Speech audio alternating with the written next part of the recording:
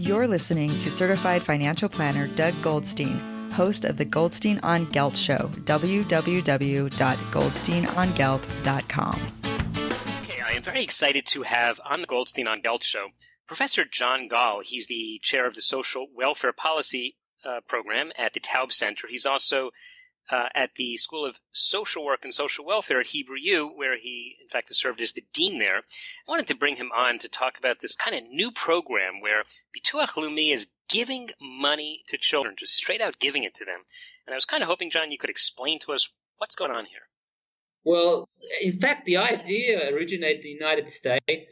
It's part of a notion of assets building, where the idea that you enable people, in this case children, and when they become young adults, to build up their assets so that they can actually start life with assets, with a way to be mobile, to go to university, to college, or to begin a business when they're adults. So that's the basic idea. And you said this was based on something in the United States. What's it based on here? Yeah, it was based on an idea by a professor at Wash U, Michael Sheridan. And in fact, it's been introduced in a number of places, both in the United States and in other countries around the world over the last 20 years. In Oklahoma, there's a very big program. I even think that in New York City, the mayor introduced a similar program only a few weeks ago. And there is a very major program based on this idea in Singapore, in Taiwan, in South Korea, and even in China. So we've based this program in Israel on evidence and cross-national learning in other countries. I see. So and what's the idea? The idea is you just put money into an account it's a relatively small amount of money, and then when they hit 18 or 21, they have access to it? That's exactly the idea. We're saying to parents, we want to encourage you to save money for your kids.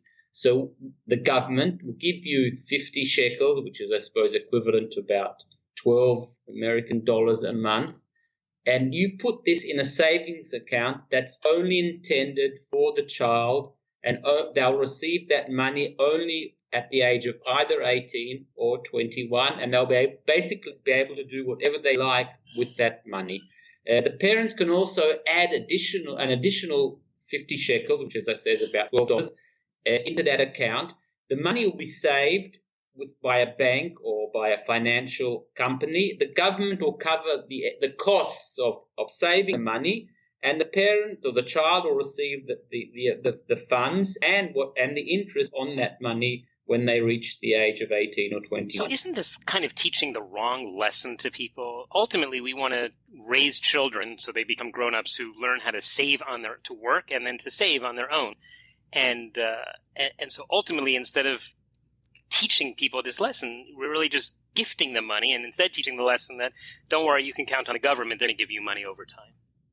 I actually thought the exact opposite was the case, because the idea of these accounts that you encourage, or you're trying to get, the message is that you want to encourage families, parents, children, particularly in in poor families, encourage them or teach them that saving is a good idea, that saving for their future could be something that they want to do and that can help them when they would actually need the money in their lives as well. So they're not saving, they're being given the money. Saving means you work and you put some aside.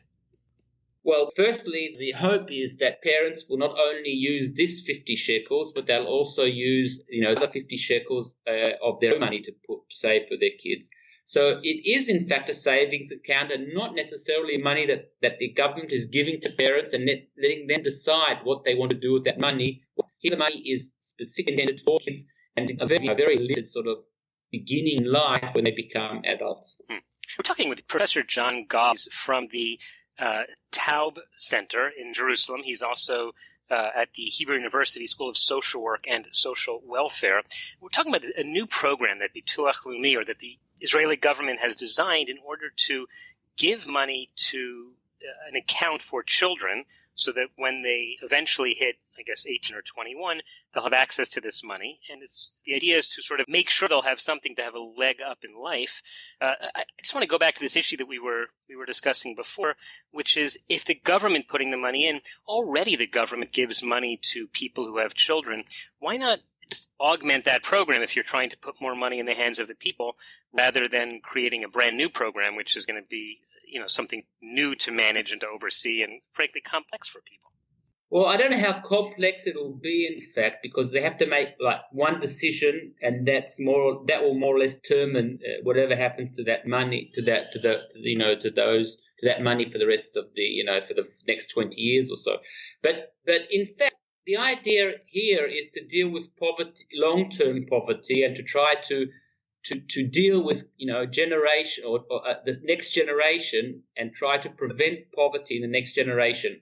You're right in the sense that ideally what the government should have been doing would be to provide more funding for poor parents today to enable them to provide better lives for their kids today, and also to let them save money for the kids so that when they're young adults, they'll have these assets to begin their lives.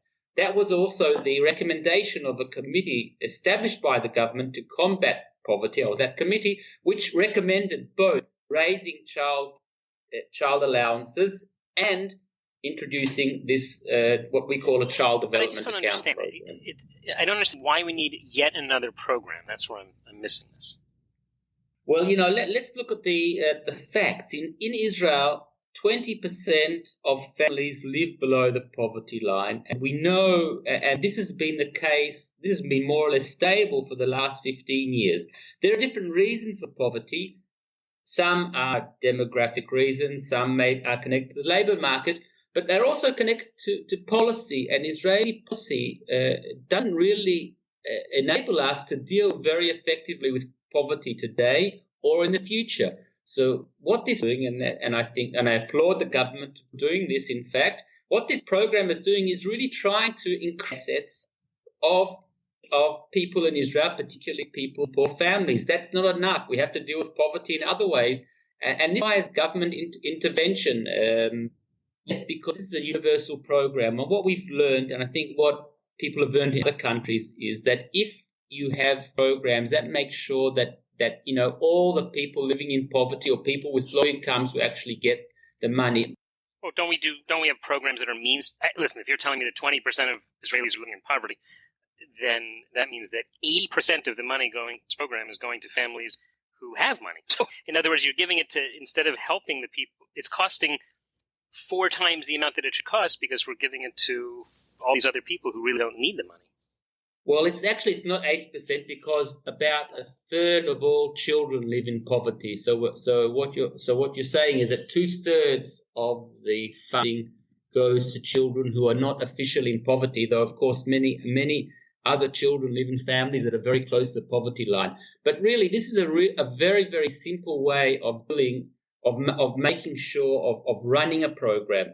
If we want to deal with the fact that people who have higher incomes are getting the money, then basically we can do that through the tax system. So we claw back money. We take taxes, or we should perhaps take even more taxes from people with higher income. But by having a universal program, we mean that the program is simple to administer and it gets to everybody. It's a means-tested program. We know that take-up would be low among people living in poverty. It would be very difficult to administer, and people would not be getting the money that they deserve. Like this is listen, the reason this is sort of touching hard is one who's under 18. I'm doing okay. I have a day job. I'm a financial advisor. We don't need the 50 shekels a month. I'm perfectly happy to get it, but it just seems funny to me, and all of my neighbors who are doing okay, and most of the people I know who are doing okay, are getting this money, whereas I think there's a problem with the government trying to manage such a thing. You're saying it's fair because it's universal, but it's not. If the ultimate goal is to help people who are in poverty, it just doesn't make sense to me why we're giving it to everyone. Like, in America, they gave food stamps, but only to poor people. They didn't give it to everyone. Well, America hasn't really dealt much better than we have with poverty, and food stamps haven't really solved issues of poverty in the United States. On the other hand, countries which have universal programs and rely much less on means-tested benefits are much more successful in dealing with poverty. So maybe there's something to learn from that. The Robin Hood principle is an idea in fables and in stories, but in fact, if we want to deal with poverty very successfully, we have to use universal programs much more than using means-tested programs, which in the end are just poor programs for poor people. Yeah, I don't know. Seems to me the money. I see the point of helping people, and I'm a big fan of helping people and people who need charity, people who need tzedakah. Obviously, this is it's certainly a Jewish concept that goes back thousands of years, which I support to no end. But I think giving people the opportunity and the education and the amount of money that's going into this, let's say they just taught kids in school. I'll tell you a funny story. My daughter, of course, is the daughter of a financial advisor. When she was in high school, someone spoke about checkbooks. And she said not a single girl in her class knew how checkbooks work, except her. And I said, this is very funny. You have kids going through school and learning all sorts of things that don't really make a difference to them, but no one's bothering to teach them the basics of personal finance. So it feels to me like, this program and so many other programs which just either they Robin Hood money to people, or they just gift money, or they tax the rich and give it to the poor. They're not helping people to get out of a system, A, because it's so little money, and B, because they're not giving them the education that they need to really manage their money. I would encourage the government to, instead of teaching people all sorts of things they teach them in schools, is teach them how to be financially independent. So, and the people who are desperate, you got to help them out. But not everyone's most people are not desperate. Most people just don't know how to handle money.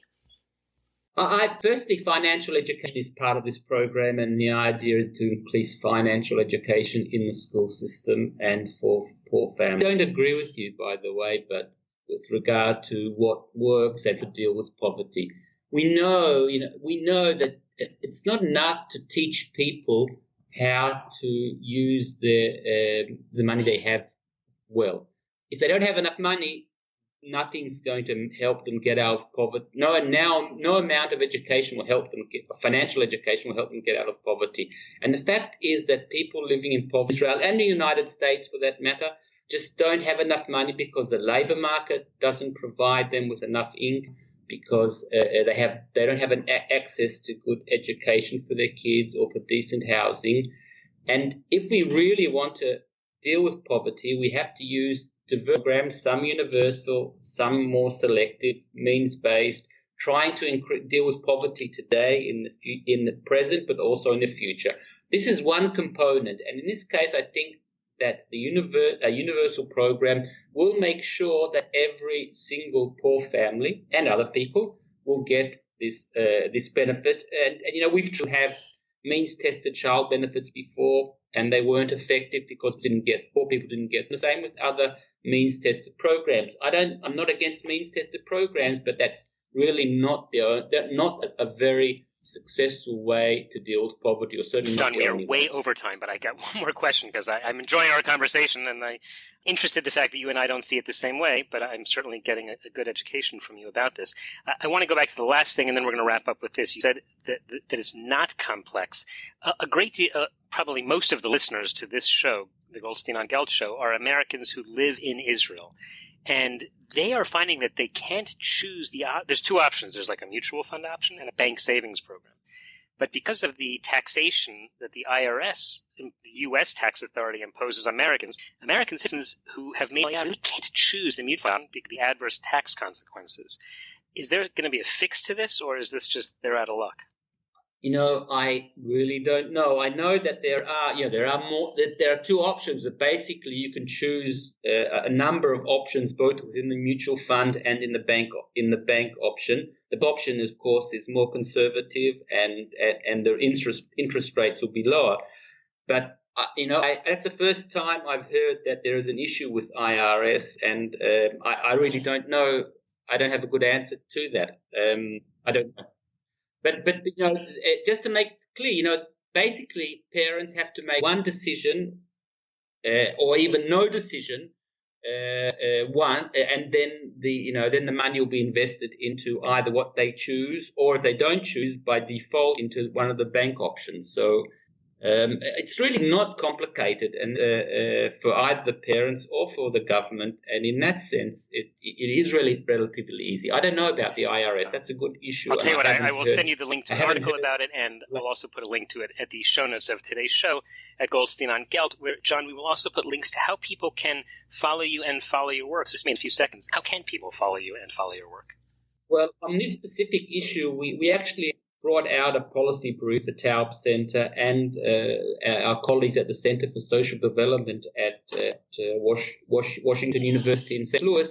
The policy called Child Development Accounts in Israel, Background and Review of Options. So people that are interested in the way this policy developed may want to have a look at that. So we'll put a link to that at the show notes of today's show at goldsteinongelt.com.